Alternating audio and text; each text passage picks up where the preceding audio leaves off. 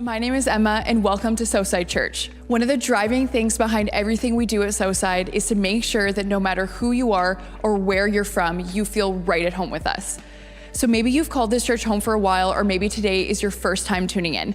Wherever you fall in that, you should know that this church is for you and we've been praying for you. So if you're new here, on behalf of everyone who calls this church home, I want to say welcome. We have a welcome here gift for you. It's a $5 Starbucks e-card, and you can use it at any Starbucks around the world. So no matter where you're watching from, just text hello to 604-670-3040. We'd love to buy you a coffee. Now let's take a look at what's coming up at Southside together. Hey guys, Brianna here, just with two quick things that you need to know about our church for the month of August and heading into September. So first off, let me just start by saying days like yesterday for the city, man, do they ever remind us just how fun it is to get to be together in community, celebrating, partying together. So with that in mind, we have for the month of August planned days that we're calling Sunday Fun Days. So you're gonna hear a lot more about Sunday Fun Days, even in this next segment from Pastor Josh. But let me just tell you, we have a kids event next week. We've got an amazing race planned for students and adults coming up. We've got a food truck event coming up, and all of these amazing things can be found on our website, southsidelife.com/Sunday-Fun Days. You can see all of your registration and info there. But all of these things are leading up to fall launch. It's always a good time at Southside, but this year we actually have extra to celebrate because that weekend, the weekend of Saturday, September 12th and Sunday, September 13th, also marks the beginning of us being able to come together physically as a church for services again. So online community, don't worry, online church is here to stay, but for those of us in Chilliwack, you actually now have the opportunity beginning that weekend to sign up for one of 5 Sunday services.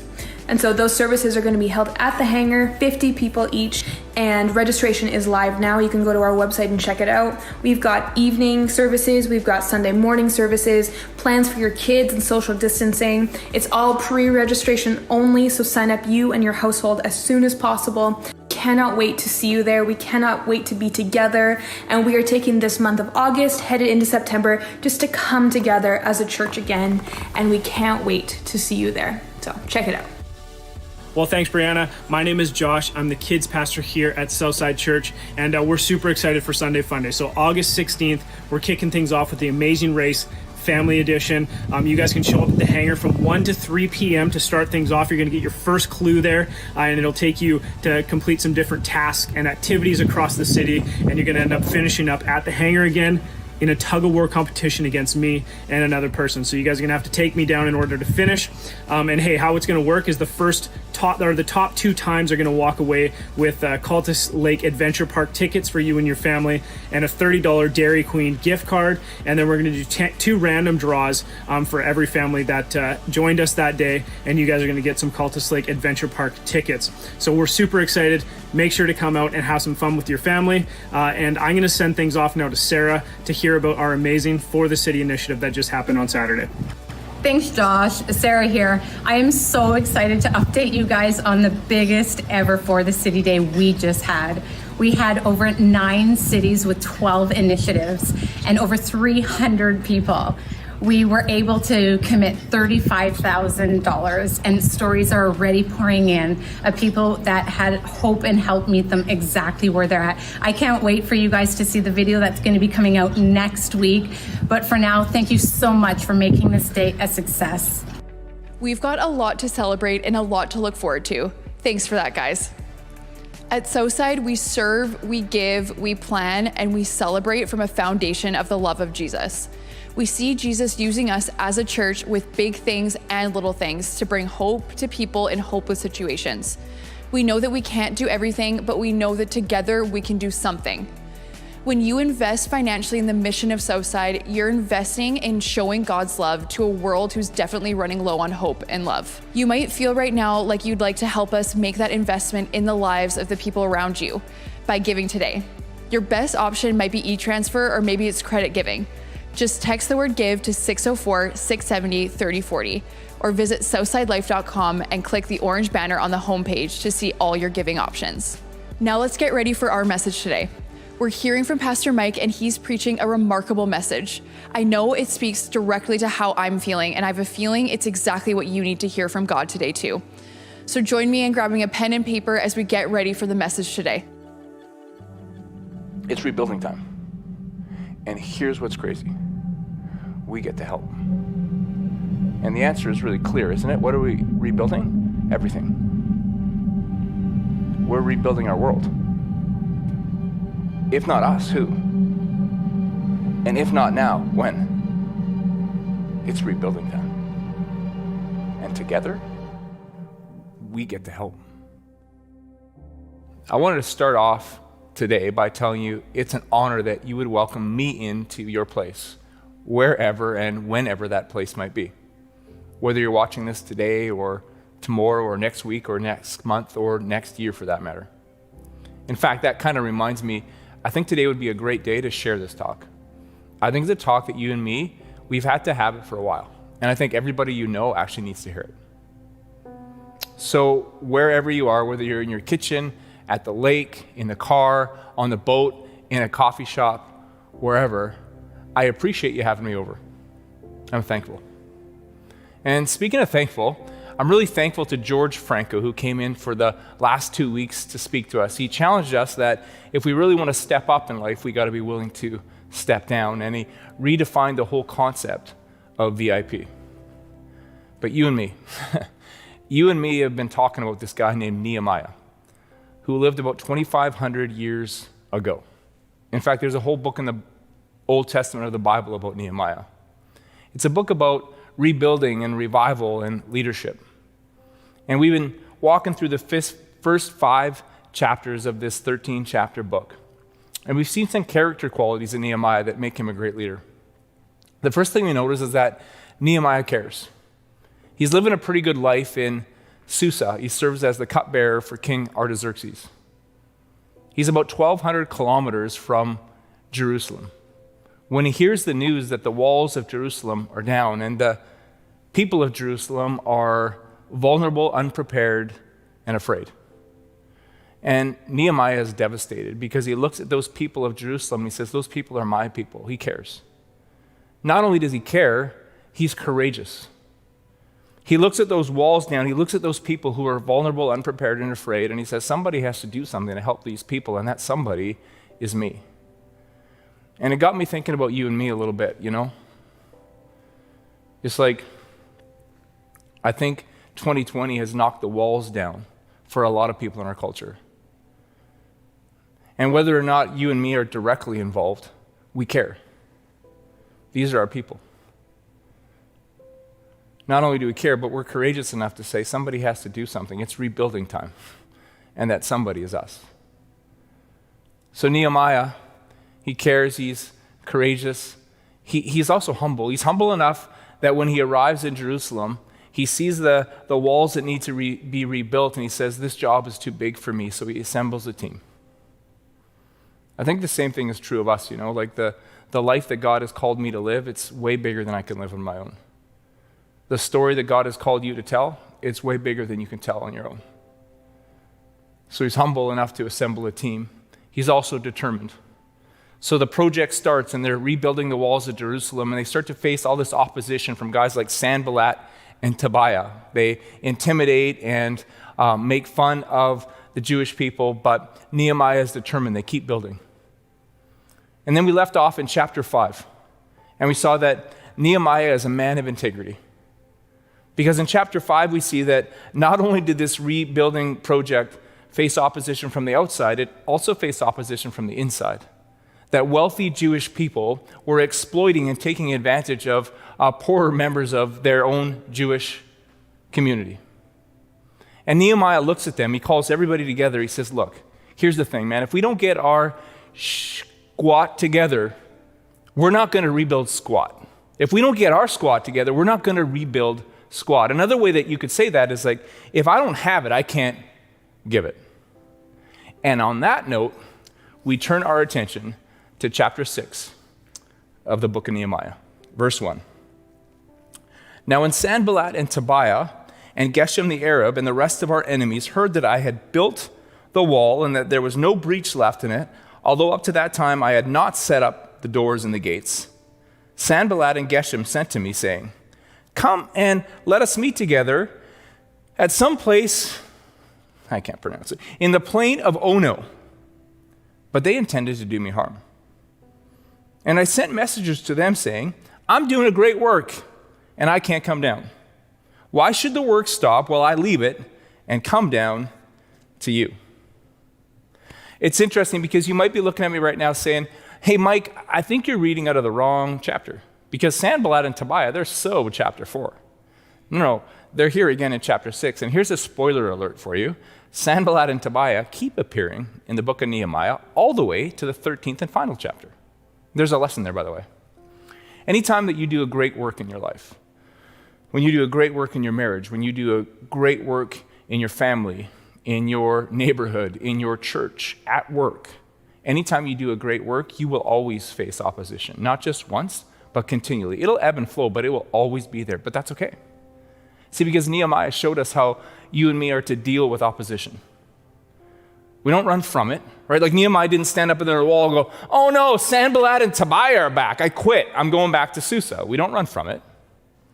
And we don't run to it. Like Nehemiah didn't look and say, oh, you want me to come down from the wall?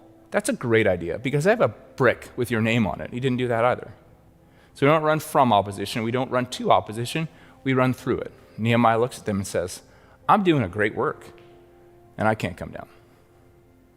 You think about Sanballat and Tobiah, kind of a dumb idea in the first place, right? This ambush. Where did they plan it?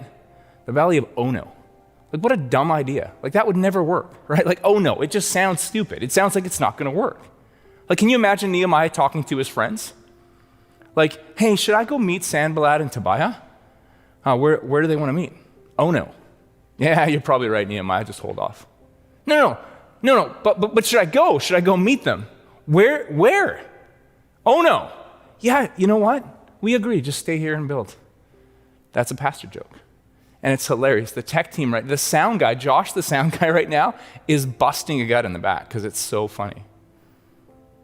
Here's what I want to say, though. I guess if I just say there's a money line in this passage. Here it is. I'm doing a great work, and I cannot come down. That's focus. See, what I hope to show you today is that you are doing a great work in your life. And in order for your great work to be everything that you were created to be, you need to have focus. Years ago, I worked at a little tiny private school. I taught history, I was the head of the secondary school, and I also coached basketball. And I remember in the years right after I started coaching, probably it took us about 3 or 4 years, but over 3 or 4 years, our basketball program went from the very bottom to, in my mind, pound for pound, the best basketball program in the province. like this group of guys, we would go into high schools with graduating classes that were literally 100 times the size of our school, and we would blow their doors off. And I was thinking about it this week. Why were they able to do that? Why was that team able to do that? I think there's a lot of reasons. Like, they were a group of gifted grinders, I called them, gifted grinders. Super gifted athletically, relationally, technically, super gifted, but also grinders, like they worked hard.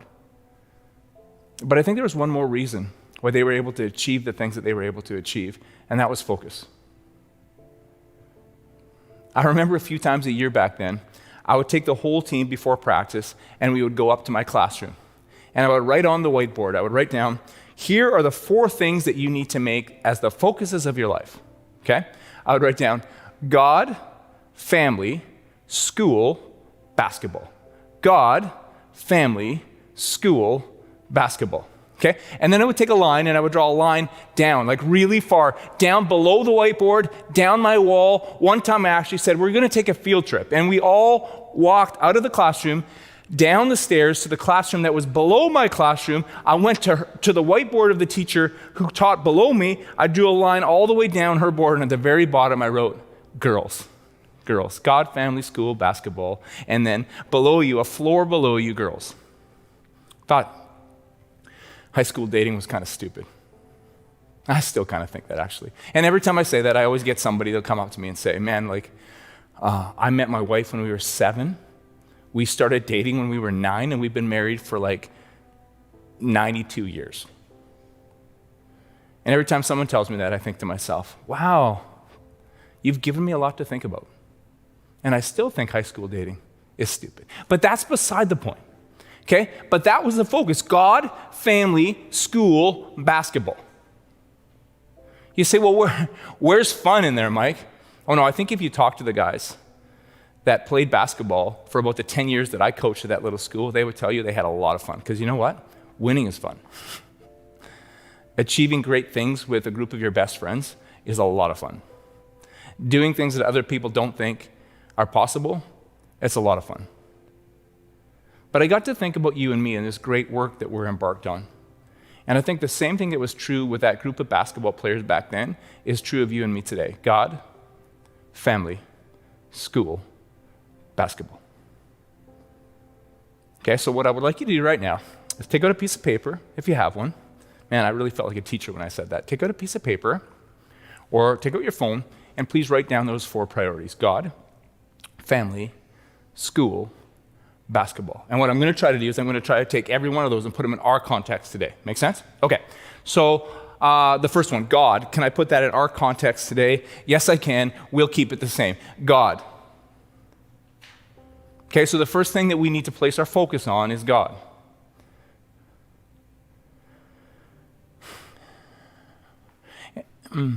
And you know what I'm not really feeling like I want to give you today, or what I'm maybe even capable of giving you today, is like 7 quick ways to set your sights on God in 2020. I don't really have that for you. Or 5 ways to fix your eyes on Jesus this year. I don't really have that for you. What I do is I have a passage. It's found in Matthew chapter 11, verses 28 to 30. This is Jesus speaking. He says, "Come to me if you are weary or burdened, and I will give you rest. Take my yoke upon you and learn from me, for I am gentle and humble in heart, and you will find rest for your souls. For my yoke is easy, and my burden is light." I want to tell you a little bit about my last 7 months. So about 7 months ago, it was December 9th of 2019. I was feeling pretty grateful. Our family was doing great. All the kids were healthy.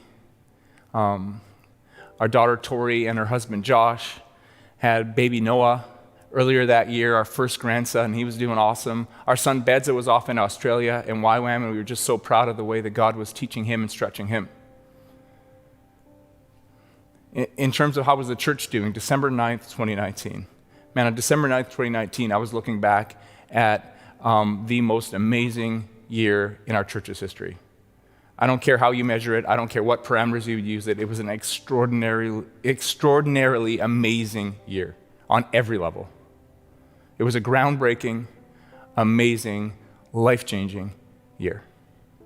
And on December 9th of 2019, I was also looking ahead to the sermon that I was going to preach at our Christmas services. And I was really excited because I was pretty convinced that I was going to be the first pastor in history that was going to use the story of David and Goliath as the Christmas text. Okay? And I still believe that I was. And by the way, if you're on a chat right now and you're just about to type in, no, Mike, I know another pastor that did it. Don't. Just let me have this. Let me live in this. Thank you. It's kind of chilling when I think about it, though. The prophetic nature of that sermon. See, if you were there, you might remember that we talked about the fact that Goliath and the Philistines were assembled. There was this giant named Goliath, and they were intimidating the Israelite army. They were mocking them. They were threatening them. They were scaring them. And things were looking really, really dismal. And one day, this punk kid named David shows up at the front lines on a sandwich delivery for his brothers. We said it this way: enter David. Enter David into all this intimidation and all this adversity. And really, without much fanfare, because what can some punk kid do? But this is what we said. We said Goliath was in trouble, but Goliath just didn't know it yet. And then we talked about you and me, and we said, we're about to step into 2020, and 2020 is going to be full of good things, but it's also going to be full of challenge and struggle and strife and adversity and darkness. Enter you into 2020. And this is what we said. We said darkness doesn't know it, but darkness is in trouble. And some 7 months later, I would tell you, with some faltering faith, I would still tell you, I believe it to be true. And so the Christmas services were incredible. We smashed our previous attendance records for our Christmas service. And we moved into January. And in January, we started hearing about this virus that was kind of shaped like a crown called the coronavirus. Traveling around the world, but we felt a little bit isolated from it here in North America. We weren't sure what was going to become of it. And then by the time February rolled around, we realized that this was going to be an issue. We just didn't know exactly what kind of issue it was going to be. And then March 11th of 2020, Rudy Gobert of the Utah Jazz tested positive for the coronavirus, and the world stopped.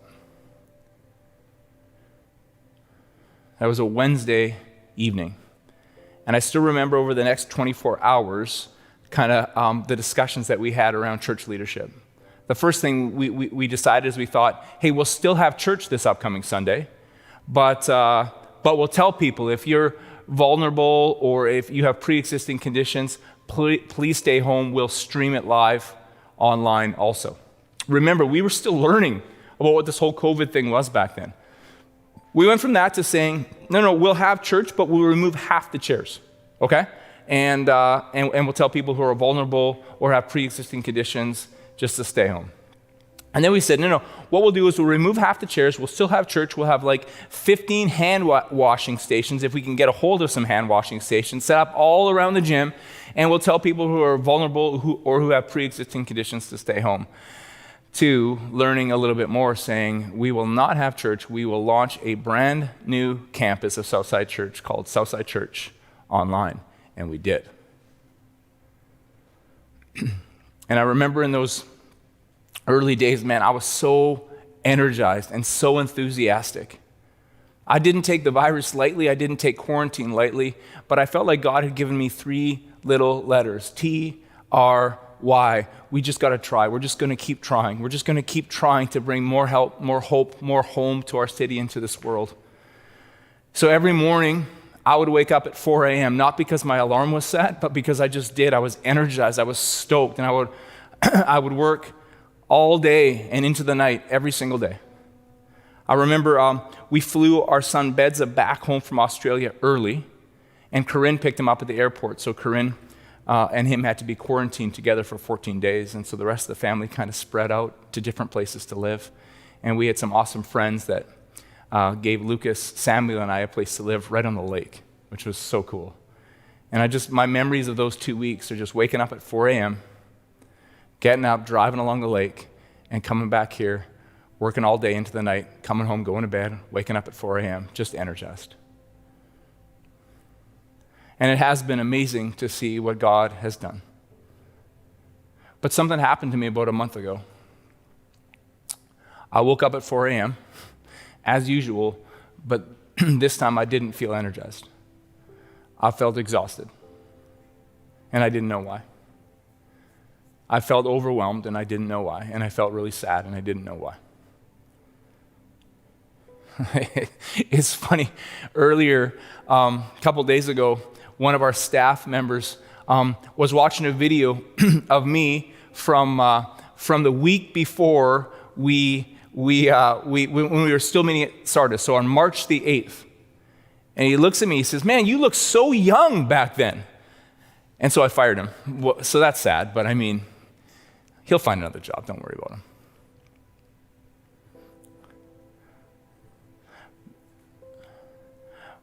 But I didn't really know why I felt like my walls were down. You know? Like, I could give you lots of peripheral reasons. Like, somebody asked me not long ago, they said, when's the last time you took time off? And I had to look on my calendar, and I said, November of 2019. So I'm like, didn't you take a Sabbath? I did. I took 24 hours every 7 days. I did. But what I realized lately is the way that I was taking Sabbath was not really, I thought I was doing the right thing, but it wasn't really right, because this is what I did. I would wake up really, really early every day and work really, really late every day, so that by the time my 24 hours off came, I had other things that I needed to do that didn't involve my job that I had to get done, so even that day became busy.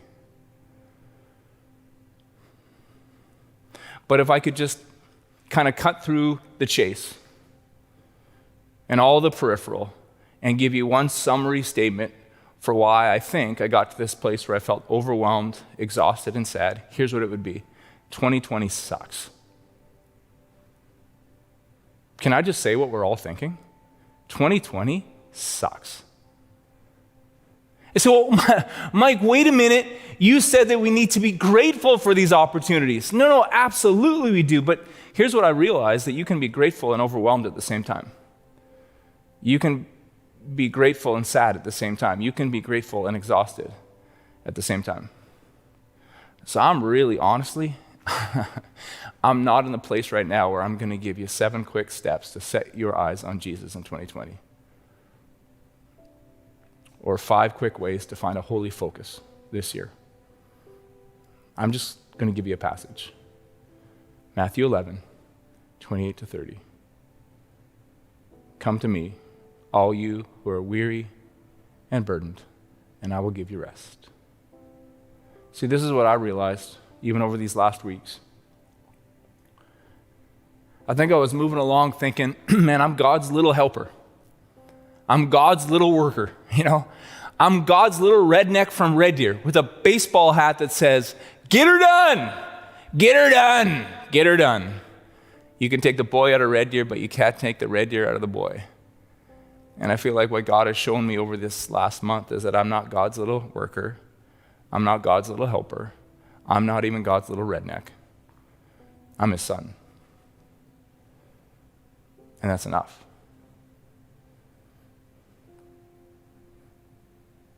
And at the end of the day, that's really all there is. And my job is just to rest in that. And when I rest in that, what happens is something called becoming. Becoming the child of God, who I was born to be. And here's what's crazy. The person that I'm becoming is exponentially more important than anything I could ever do. Let me put that a different way. The person that I'm becoming will make an exponentially greater difference in the world than anything that I could ever do. See, you are doing a great work. You are part of a great work. And that great work, the great work of your life, is becoming. You're not his little helper. You're not his little worker. You're not his little redneck. You're his child. And the great work of your life is going to be to rest in that and to become more fully, more completely his child.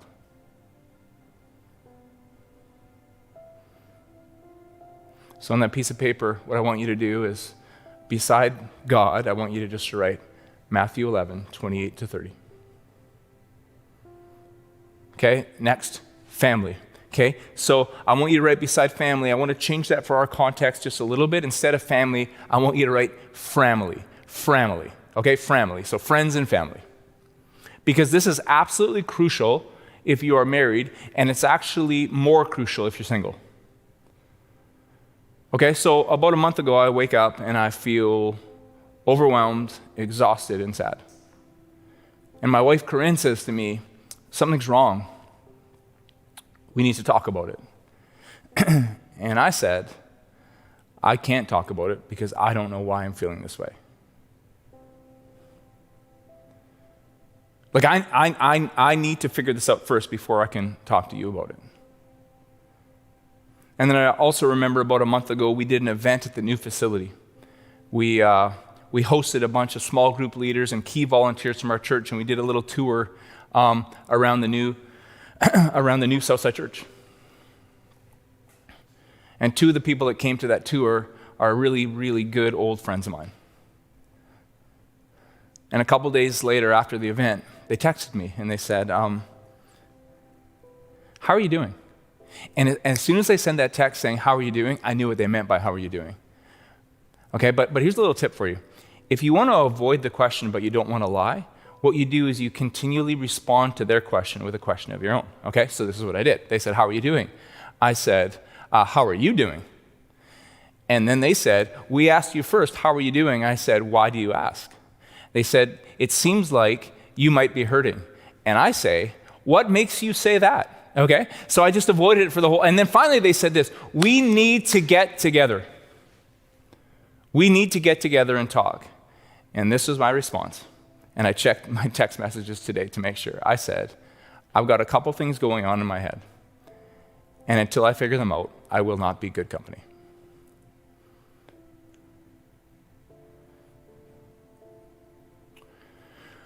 So, that's not how it works.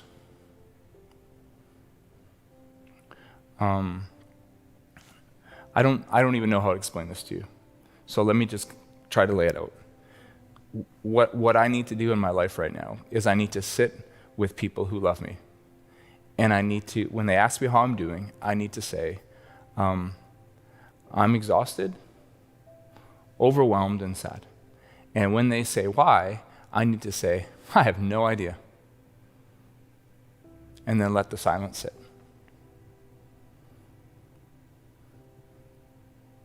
You understand? Because this whole becoming thing, this is part of it.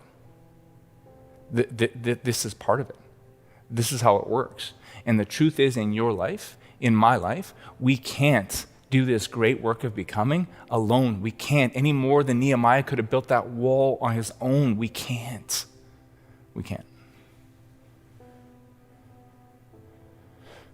So number one, God. Number two, family. Right beside that, I can't become on my own. And number three, school. So when I said to them school, I guess what I was talking about is work, our work. So whatever your work is. So if you're at school, your work is school. If you're at work, your work is work. Maybe your work is like you're at home caring for your family, caring for your children. That's your work. You say, well, they're not my work, they're my children. Yeah, and they're a lot of work, okay? So that's your work. And here's what I think that our focus should be when it comes to work, what we do. I think our focus needs to be that who I am becoming would shine through whatever it is that I do. That this great work of becoming that's happening inside of me, that it would shine through in the things that I do. So if I'm a street sweeper, that I would glorify God in the way that I sweep streets. If I'm a waiter, that I would glorify God in the way that I waiter. If I'm a preacher, that I would glorify God in the way that I preach. If I'm a doctor, that I would glorify God in the way that I doctor.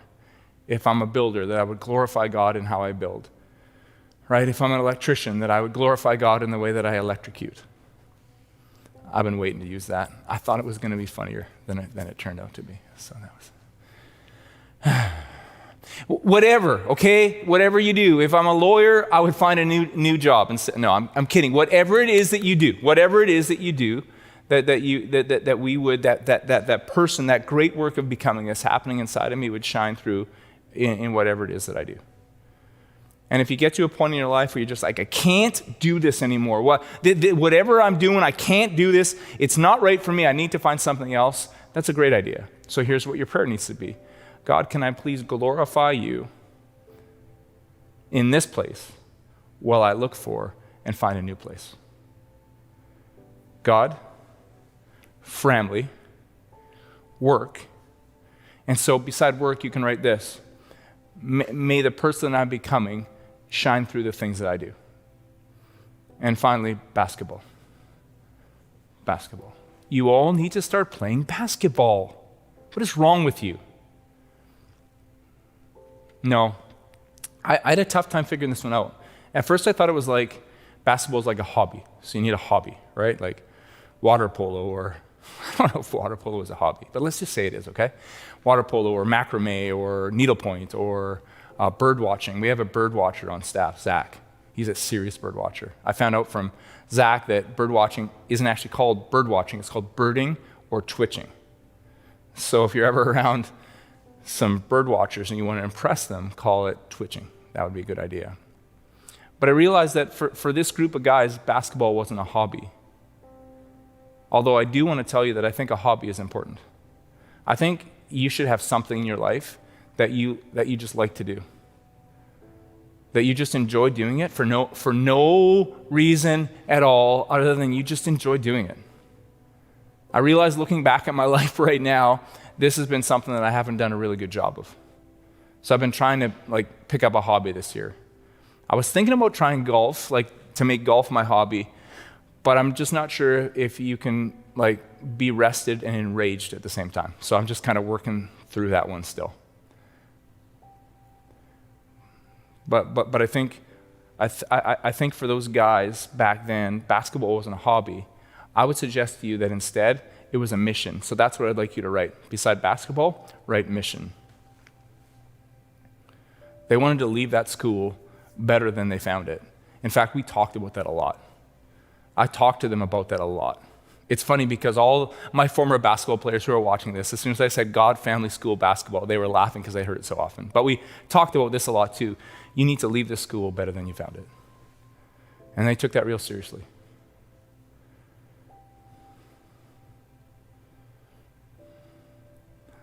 In some ways, I guess they put that school on the map. It's interesting too because if you had come to one of my basketball practices back in that day and you had looked at the team, you know what you wouldn't have probably thought? You wouldn't have probably thought, man, this looks like an assembly of the future rocket scientists of the world. And yet, get this, and yet that group of wingnuts, through their grade 11 and 12 year, in writing their provincial exams, actually took that little school and made it ranked by the Fraser Institute as the #1 academic school in the Fraser Valley. Because they just had this notion that they were going to leave this place better than they found it. It was a small Christian school, so I think they kind of changed the notion for that school of what worship looks like. I think what can happen in a small Christian school sometimes is you can get the sense that the way that you worship God is by playing the guitar and singing. And if you can't play the guitar and you can't sing, then I guess you're not really worshiping God. And I think what they showed to that school is they showed that school that, you know how you worship God? You worship God by becoming. That's how you worship God. By becoming. Everything that is inside of you. You take that and you just become. That's it. So if you can hoop, hoop. If you can draw, draw. If you can sing, sing. If you can run, run. If you can write, write. Whatever it is, that's worship. That's worship. They wanted to leave that place better than they found it, and they did. I remember the last couple years when the team was just so good, and when we would have home games, all the little kids from the school would come. Didn't matter how late at night the game was, they would all be there with their own little basketballs, and as soon as halftime came, they'd all be flying onto the court and playing because they looked and they thought, man, if they can do it, I can do it. That's good, I like that. That's mission. And I think that's you and me.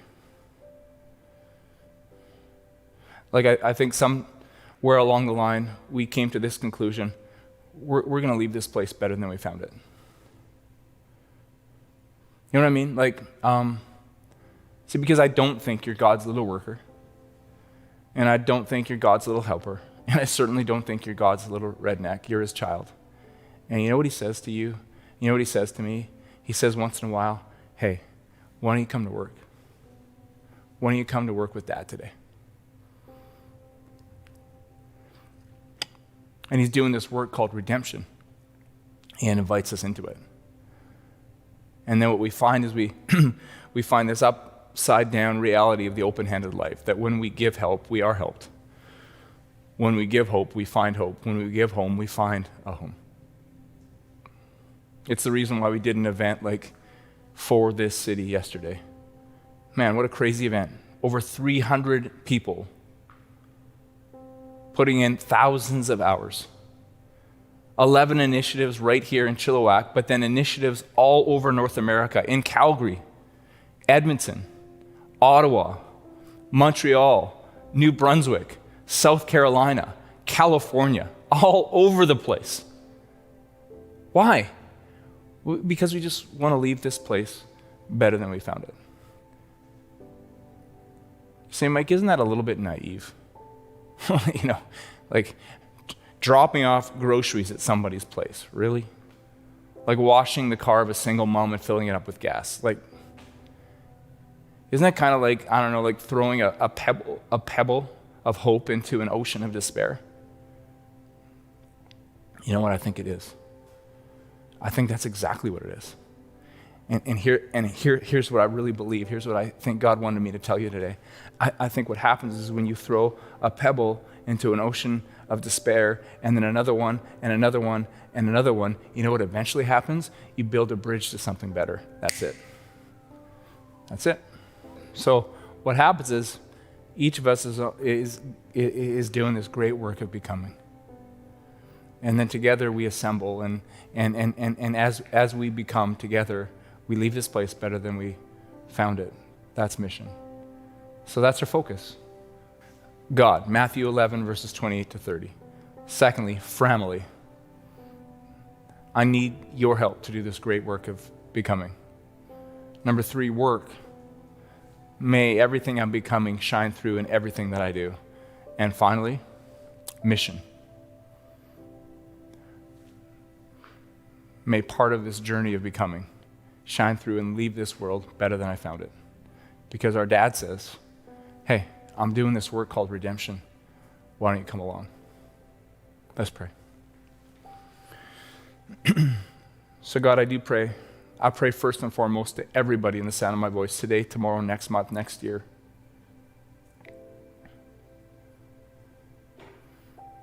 I pray that they would take on the identity, take hold of the truth that they are your child, and rest in that.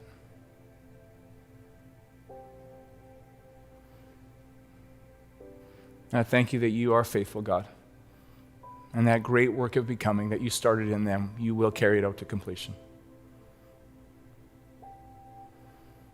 And Father, I want to take a second, and if you're joining us right now and you're thinking to yourself, man, like I want to invite God to do that work in my life. I want to give you the chance to do that right now. So here's the truth. The Son of God, Jesus, stepped into human history. He lived, died, rose again. And you can invite him into your life to begin that process, that transition, to do that great work of becoming everything that you were created to be. And the only thing you need to do is accept his free gift that he purchased for you on the cross. So I'm going to lead you in a prayer right now if you want to take that step. So dear Jesus, thank you. Today I just invite you into my life. I want to begin that great work of becoming everything that you created me to be. And also, God, I pray that you would put people around me that would help me in this journey. And that you would give me the courage to speak truth and speak authenticity to them. And that who I am would shine through in everything that I do. And I'm thankful. We all pray this in your name. Amen. Okay, so just 2 more things before I go. Number 1, if you're just feeling alone today, like I said it earlier, like 2020 sucks, and maybe you're in a place where you thought, man, it was okay in March and April and May and June and July, but we're in August now. And this is hard, and you're feeling alone. I want to ask you just one favor. Can you let us help? Can you go onto our website, www.southsidelife.com, and at the bottom there's a text box called Southside Together. Can you reach out? We just want to help you. We're all on this same journey of becoming together. And we want to help you in whatever way we can, support you, answer whatever questions that we can answer. But we can only do it if you reach out. And secondly, if you just invited Jesus into your life, you just began that journey of inviting him into your life and becoming everything you were created to be, I would just ask you to do this for me right now. Could you please text the keyword life to 604-670-3040, okay? We're just going to send you some resources and cheer you on again as we're all on this journey of becoming. I love you guys so much. Thank you. Again, it was an honor. We'll see you next week. Well, that was an incredible message, but just as incredible as I found it equally as challenging. You know, I really relate to the idea of being God's helper. And when I think about a rebuilding effort, I immediately start thinking about what I can do and what I can accomplish. And I love the idea that we're not supposed to focus on that, but just focus on being a child of God and who God is creating us to be, who we are becoming in Him. And so we're going to close with a song today, and it's called Available. And this song is all about just coming in front of God and saying, God, I'm here, I'm surrendered, I'm available. Come do a work first in me, a work of becoming, and then use me and work through me. So we just invite you as we sing this song together to use this as an opportunity to come before God in prayer and just say, I'm available. No matter where you're leading me, no matter how uncomfortable, how personal, how difficult it might be, I'm open, God, for you to do a work first in me, a work of becoming, and then a work through me.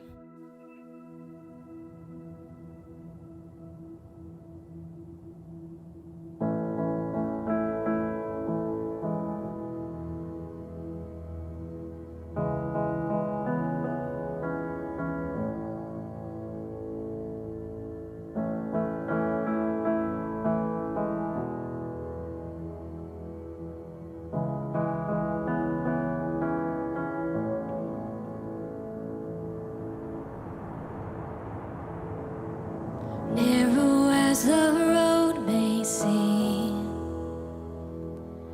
I'll follow where your spirit leads. Broken as my life may be, I will give you every piece. I hear you call, I am available. I say, yes, Lord, I am available. Here I am with open hands, counting on your grace again. Less of me and more of you. I just wanna see you move. I hear you call, I am available. I say, yes, Lord, I am available. I hear